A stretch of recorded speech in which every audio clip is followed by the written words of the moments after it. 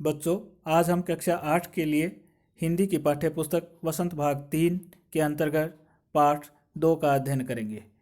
पाठ का शीर्षक है लाख की चूड़ियाँ। लाख की चूड़ियाँ कामतानाथ जी की एक प्रसिद्ध कहानी है। आज़ादी के बाद जहाँ एक और तेज़ी से शहरीकरण तथा औद्योगिक विकास हुआ, तो वहीं दूसरी तरफ इसका ग्रामीण जीवन पर नकारात्मक प्रभाव पड़ा। औद्योगिक विकास के कारण ग्रामीण परिवेश के लोगों के सामाजिक, सांस्कृतिक व आर्थिक जीवन में जो परिवर्तन हुए, उसी का लेखक ने इस कहानी में सजीव व मार्मिक चित्रण किया है। तो आइए विस्तार से पढ़ते हैं कहानी लाख की चूड़ियाँ।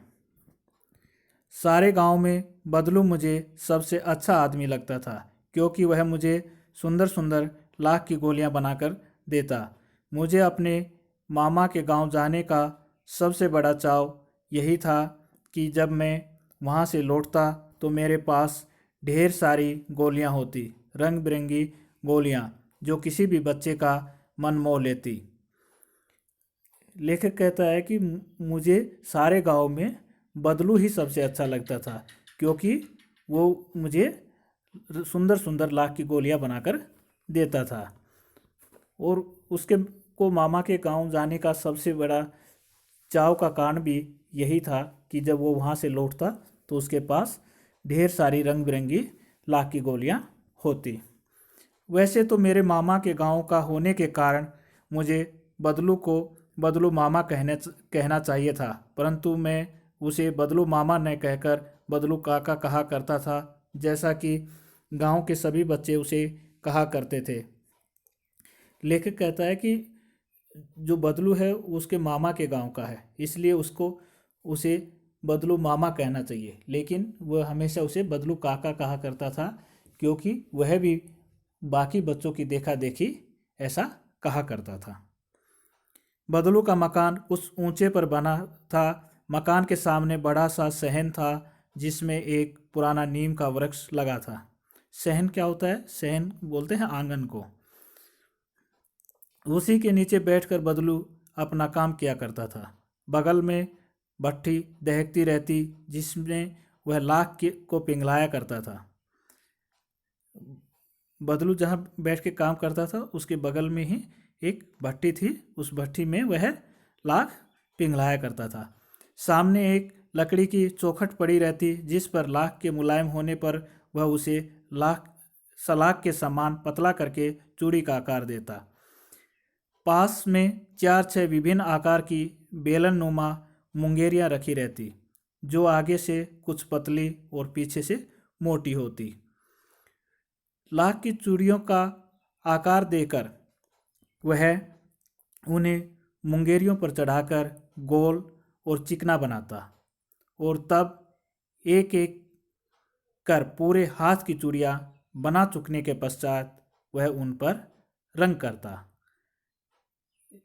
बदलू क्या है? पहले लाख को पिघलाता, फिर उससे एक पतली सलाखें बनाता, उसकी उन सलाखों से फिर वो गोल मुंगेरियों पर चढ़ाकर चूड़ियाँ बनाता।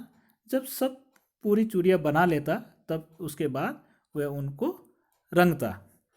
बदलू का यह कार्य सदा ही एक मचिए पर बैठकर किया करता था। बदलू जो है इस काम को एक मचिए पर बैठकर करता था। मचिया एक तरह से रस्सी और लकड़ी से बनी छोटी चारपाई को बोलते हैं, जो बहुत ही पुरानी थी। बगल में ही उसका हुक्का रखा रहता, जिसे वह बीच बीच में पिया करता था। गांव में मेरा दोपहर का समय अधिकतर बदलू के पास बीतता। वह मुझे लला कहा करता और मेरे पहुंचते ही मेरे लिए तुरंत एक मचिया मंगा देता। बदलू जो है लेखक को लला कहकर बुलाता था, और जब लेखक दोपहर में बदलू के पास जाता तो वह उसके बैठने के लिए भी एक छोटी मचिया मंगा देता। मैं घंटों बैठे बैठे उसे इस प्रकार चूड़ियाँ बनाते देखता रहता। लगभग रोज ही वह 4-6 जोड़े चूड़ियाँ बनाता। बदलू एक दिन में 4 से 6 जोड़े चूड़ियाँ बना लेता था।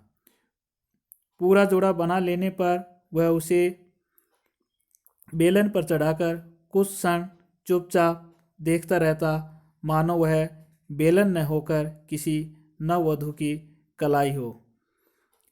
बदलू जब चूड़ियों का जोड़ा बना लेता तो वह उसे गोल जो मोंगरी बेलन आकार की थी उनके ऊपर चढ़ाकर उनका निरीक्षण करता, उनको परखता। ठीक, और वह इस तरह से देखता जैसे कि वो बेलन न होकर किसी नव विवाहिता की कलाई हो। बदलू मनिहार था। चूड़ियाँ बनाना उसका पैतृक पेशा था और वास्तव में वह बहुत ही सुंदर चूड़ियाँ बनाता था। बदलू एक मनिहार जाति का था और चूड़ियाँ बनाना उनका पुश्तैनी व्यवसाय था, इसलिए वो बहुत सुंदर चूड़ियाँ बनाता था। उसकी बनाई हुई चूड़ियों की खपत भी बहुत थी। उस गांव में तो सभी स्त्रियां उसकी बनाई हुई चूड़ियाँ पहनती ही थी। आसपास के गांव के लोग भी उससे चूड़ियाँ लेने जाते थे। लेखक कहता है कि उस गांव की सभी स्त्रियां उसी की बनाई हुई चूड़ियाँ पहनती थी। इसके अलावा आसपास के गांवों के लोग भी उसी से चूड़ियाँ ले जाते थे, परंतु वह कभी भी चूड़ियों को पैसे से बेचता न था। बदलू जो है चूड़ियों को पैसे में नहीं बेचता था। उसका अभी तक वस्तु विनिमय का तरीका था और लोग अनाज के बदले उससे चूड़ियाँ ले जाते थे। वस्तु विनिमय होता है एक वस्तु के बदले दूसरी वस्तु का लेन देन करना, और बदलू भी इसी तरह चूड़ियों के बदले अनाज लेता था। बदलू स्वभाव से बहुत सीधा था। मैंने कभी भी उसे किसी से झगड़ते नहीं देखा। हाँ, शादी विवाह के अवसरों पर वह अवश्य जिद पकड़ जाता था। जीवन भर चाहे कोई उससे मुफ्त चूड़ियाँ ले जाए, परंतु विवाह के अवसर पर वह सारी कसर निकाल लेता। लेखक बताता है कि बदलू स्वभाव का बड़ा अच्छा आदमी था। उसने कभी उसको किसी के साथ झगड़ा करते हुए नहीं देखा, लेकिन जब शादी विवाह का अवसर होता तो वह अवश्य जिद पकड़ता और उस समय वो क्या है पीछे की सारी कसर निकाल लेता। कसर होता है पीछे जो नुकसान हुआ उसकी भरपाई करना। आखिर सुहाग के जोड़े का महत्व ही और होता है। मुझे याद है मेरे मामा के यहाँ किसी लड़की के विवाह पर जरा सी किसी बात पर बिगड़ गया था और फिर उसको मनाने में लोहे लग गए थे। लोहे लगना मतलब बहुत मुश्किल काम होना, जैसे एक मुहावरा है लोहे के चने चबाना, मतलब कठिन काम जो होता है उसको। तो कहता है कि ब्याह शादी पर वो जो है ज़्यादा जिद करता था। उसके मन मुताबिक नहीं मिलने से वो उसको मनाना बड़ा मुश्किल होता था। विवाह में इसी जोड़े का मूल्य इतना बढ़ जाता कि उसके लिए उसकी घरवाली को सारे वस्त्र मिलते, ढेरों अनाज मिलता, उसको अपने लिए पगड़ी मिलती और रुपए जो मिलते सो अलग। जो चूड़ियों का जोड़ा बाकी समय में वो कुछ अनाज के बदले दे देता था, उन्हीं चूड़ियों का विवाह के अवसर पर मूल्य बहुत अधिक हो जाता था। इसके बदले में उसको बहुत सारा अनाज मिलता, उसकी घरवाली के लिए वस्त्र मिलते, उसके लिए पगड़ी मिलती और रुपए जो मिलते वो अलग से। यदि संसार में बदलू को किसी बात से चिढ़ थी तो वह थी कांच की चूड़ियों से। यदि किसी भी स्त्री के हाथों में उसे कांच की चूड़ियाँ दिख जाती तो वह अंदर ही अंदर कुढ़ उठता। कुढ़ना मतलब होता है खिंच जाना। उससे जिलिसी हो जाना, और कभी कभी तो 2-4 बातें भी सुना देता। लेखक बताता है कि बदलू को संसार में अगर किसी से चिढ़ थी, परेशानी थी, तो वह थी उसे कांच की चूड़ियों से। और वो कभी किसी स्त्री के हाथों में कांच की चूड़ियाँ देख लेता तो खिंच जाता, और कभी कभी तो वो उसको 2-4 बातें भी सुना देता। मुझसे तो वह घंटों बातें किया करता था। कभी मेरी पढ़ाई के बारे में पूछता, कभी मेरे घर के बारे में, और कभी यूं ही शहर के जीवन के बारे में। मैं उससे कहता कि शहर में सब कांच की चूड़ियाँ पहनते हैं, तो वह उत्तर देता, शहर की बात और है लला, वहाँ तो सभी कुछ होता है। वहाँ तो औरतें अपने मर्द का हाथ पकड़कर सड़कों पर घूमती भी हैं, और फिर उनकी कलाइयाँ नाजुक होती हैं ना। लाख की चूड़ियाँ पहनी तो मौज न आ जाए। बदलू क्या है, लेखक से बहुत तरह की बातें करता रहता है, कभी उसके घर के बारे में, कभी उसकी पढ़ाई के बारे में, और कभी बातें करते करते शहर की बातों पर आ जाता। तो लेखक उसे कहता कि शहर में तो सभी स्त्रियां कांच की चूड़ियाँ पहनती हैं। तब बदलू उत्तर देता कि शहर की बात कुछ और है। शहर में लोग परंपराओं को नहीं मानते। वहाँ तो औरतें अपने मर्दों का हाथ पकड़कर बाहर सड़कों पर घूमती रहती हैं। और कहता है कि शहर की औरतों की जो कलाइयाँ हैं वो नाजुक मतलब कमज़ोर होती हैं, उनसे इन लाख की चूड़ियों का वजन कहाँ सहा जाएगा, उनके हाथों में मोच नहीं आ जाएगी। हाँ, तो आगे चलते हैं। कभी कभी बदलू मेरी अच्छी खासी खातिर भी करता।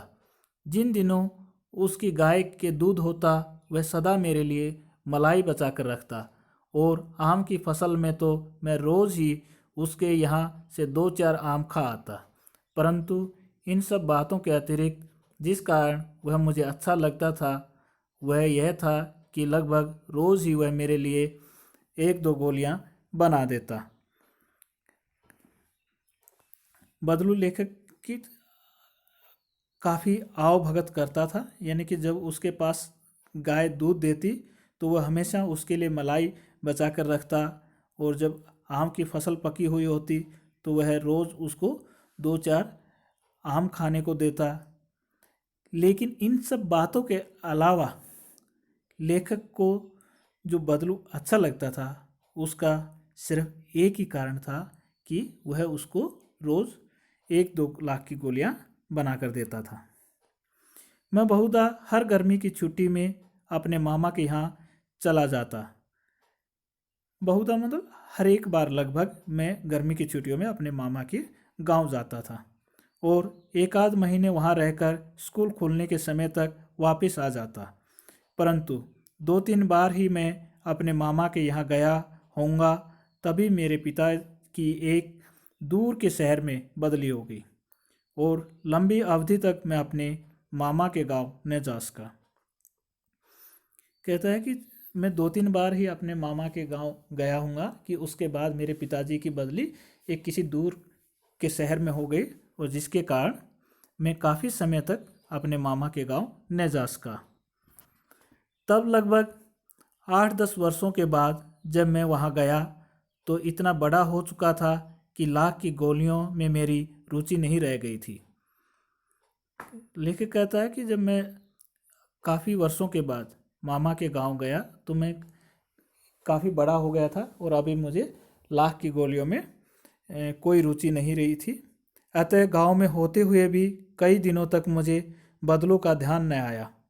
इसी कारण लेखक कहता है कि मामा के गांव में होने के बाद भी उसे बदलू का कोई स्मरण नहीं हुआ। इस बीच मैंने देखा कि गांव में लगभग सभी स्त्रियां कांच की चूड़ियां पहने हैं, और लेखक देखता है कि जो पहले सभी स्त्रियां बदलू की बनाई हुई चूड़ियां पहनती थी, परंतु आजकल इस गांव की सभी स्त्रियां कांच की चूड़ियां पहने हुए हैं। विरले ही हाथों में मैंने लाख की चूड़ियाँ देखी। विरले मतलब एकाध, अनोखा। तब एक दिन सहसा मुझे बदलू का ध्यान हो आया। सहसा मतलब अचानक।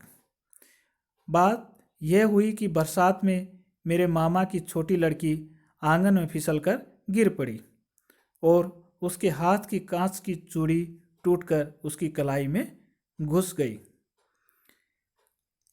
और उससे खून बहने लगा। कहता है कि अचानक मुझे एक दिन बदलू का ध्यान आया और ये बदलू का जो ध्यान आने का कारण भी ये था कि उस दिन बरसात में उसके मामा की छोटी लड़की आंगन में फिसल कर गिर गई और जिसके कारण उसके हाथ में जो कांच की जो चूड़ियाँ थी वो टूट कर उसकी कलाई में घुस गई, जिससे काफ़ी खून बहने लगा। मेरे मामा उस समय घर पर न थे, मुझे ही उसकी मरहम पट्टी करनी पड़ी। मरहम पट्टी होता है मतलब दवाई लगाकर पट्टी बांधना। तभी सहसा मुझे बदलू का ध्यान हो आया और मैंने सोचा कि उससे मिल आऊं। अतः शाम को मैं घूमते घूमते उसके घर चला गया। बदलू वहीं चबूतरे पर नीम के नीचे एक खाट पर लेटा था।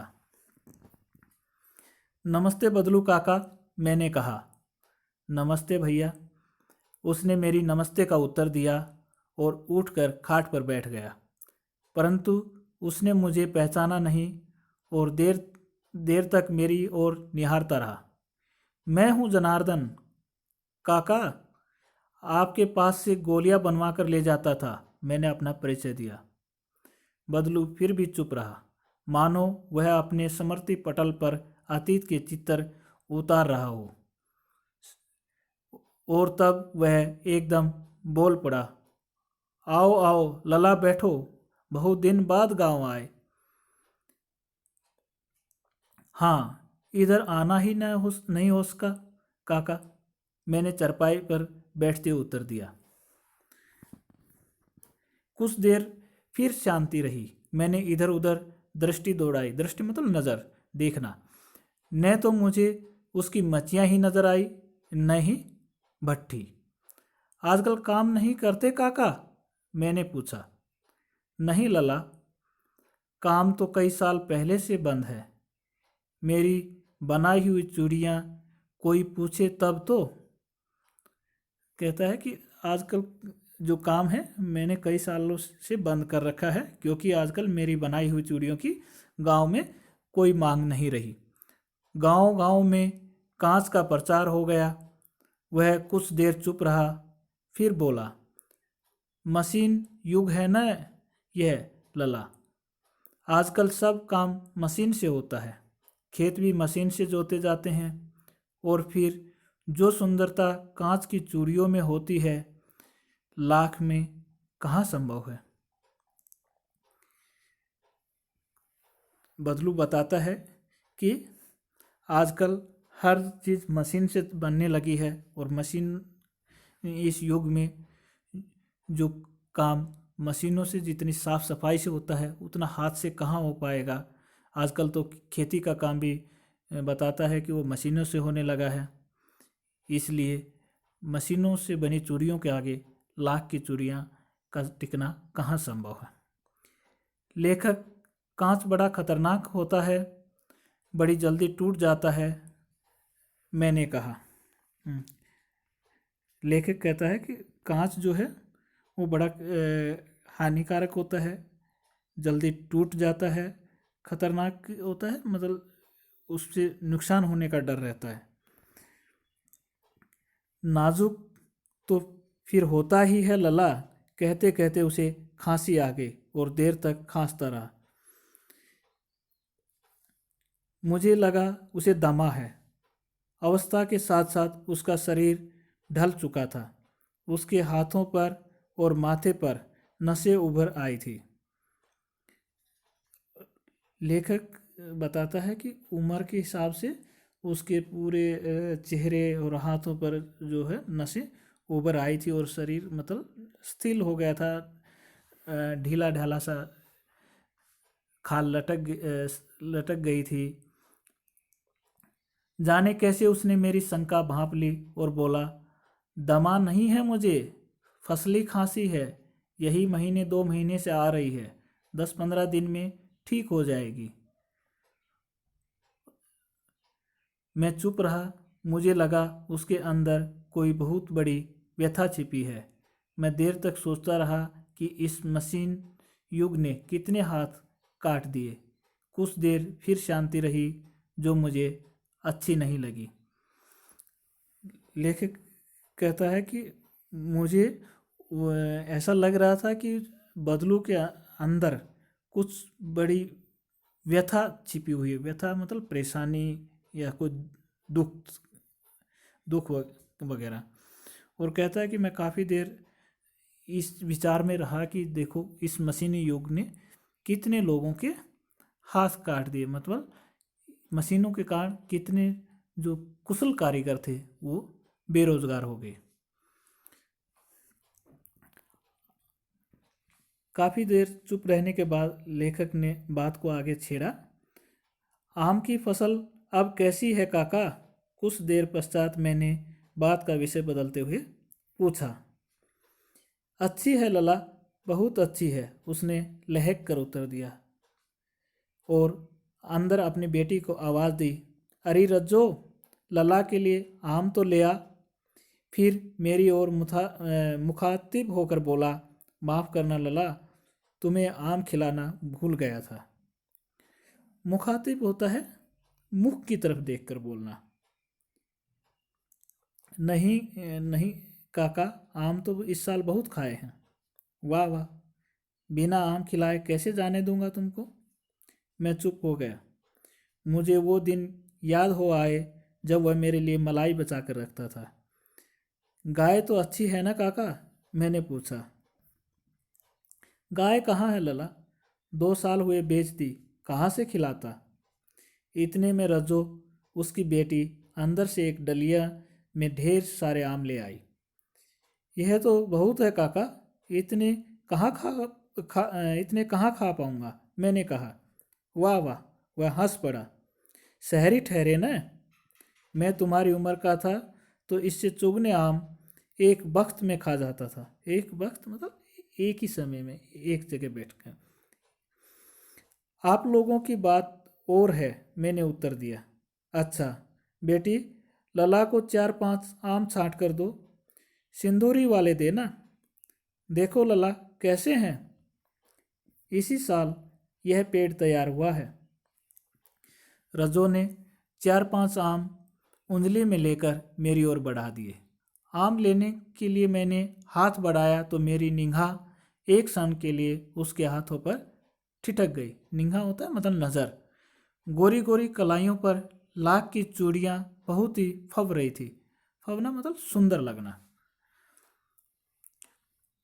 बदलू ने मेरी दृष्टि देख ली और बोल पड़ा, यही आखिरी जोड़ा बनाया था जमींदार साहब की बेटी के विवाह पर।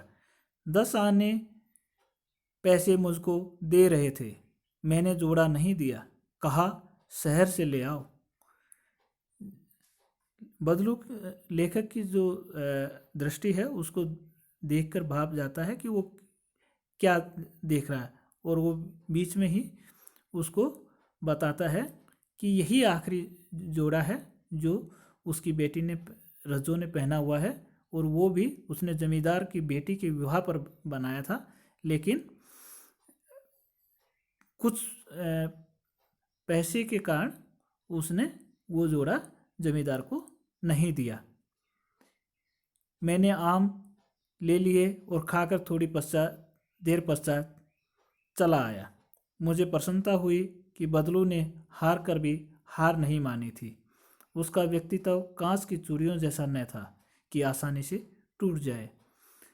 लेखक वहाँ आम खाने के बाद अपने घर आ गया और उसने सोचा कि आज भी बदलू अपने असूलों से समझौता नहीं कर रहा है और उसका व्यक्तित्व आज भी कांच की चूड़ियों की तरह कमज़ोर नहीं है कि जो आसानी से टूट जाए।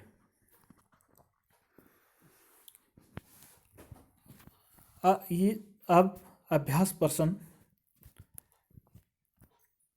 कहानी से बचपन में लेखक अपने मामा के गांव चाव से क्यों जाता था और बदलू को बदलू मामा ने कहकर बदलू काका क्यों कहा करता था?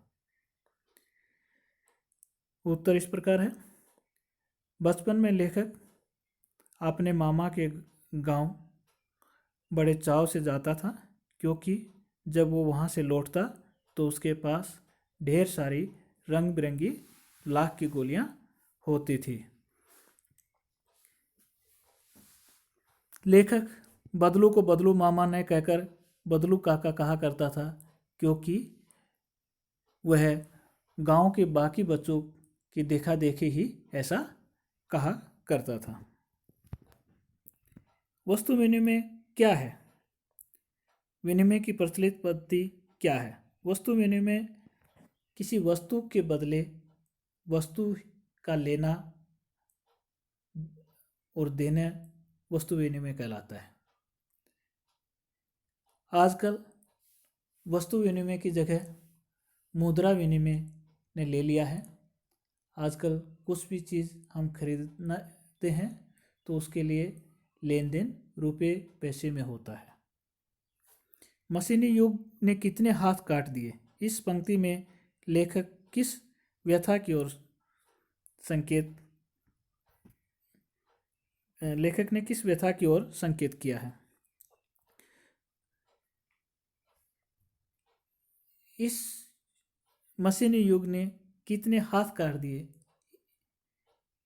इस पंक्ति के द्वारा लेखक बताना चाहता है कि औद्योगिक क्रांति आने के बाद जो गांव में कुटीर उद्योग धंधे थे वो सब बंद हो गए और वहाँ के जो कुशल कारीगर थे जो लाखों में थे वो सब अब बेरोजगार हो गए।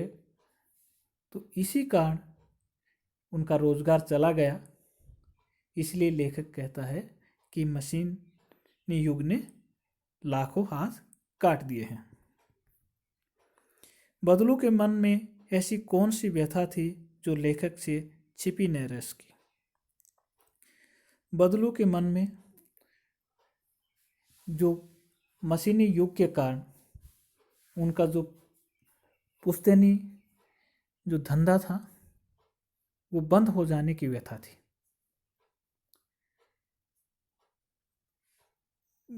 औद्योगिक के क्रांति के कारण कांच की चूड़ियों का प्रचलन बढ़ गया, जो लाख की चूड़ियों से अधिक सुंदर और सस्ती थी।